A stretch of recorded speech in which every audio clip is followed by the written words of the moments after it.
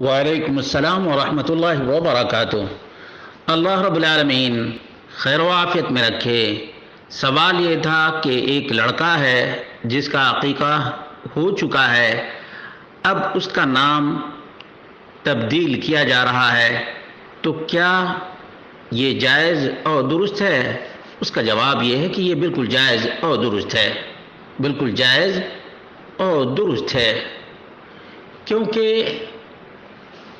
والدین اپنے بچے کی طرف سے بطور شکرانہ عقیقہ کرتے ہیں، اور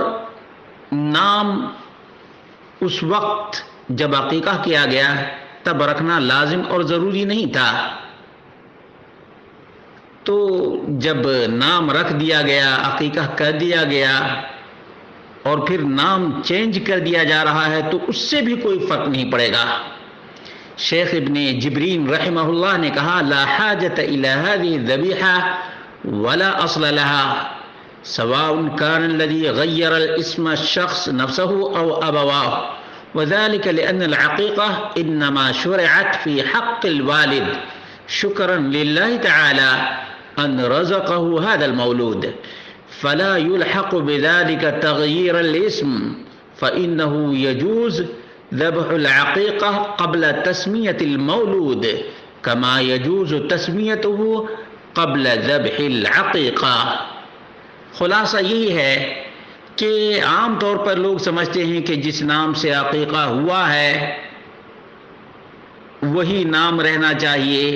بعد میں اگر نام چینج کرتے ہیں تو پھر سے ذبیحہ دینا پڑے گا۔ شیخ ابن جبرین رحمہ اللہ نے کہا کہ اس کی کوئی اصل نہیں ہے، یہ بے سروپا اور بے بنیاد بات ہے، اس لیے کہ عقیقہ تو والدین بغیر نام رکھے ہی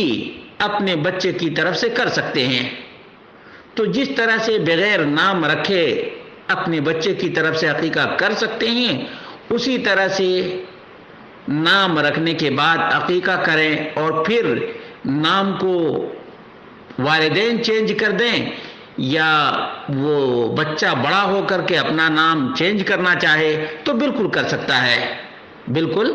کر سکتا ہے، شرعاً ایسی کوئی پابندی نہیں۔ لیکن بعض لوگوں کو دیکھا گیا ہے کہ اچھے نام کو چھوڑ کر اور ایسے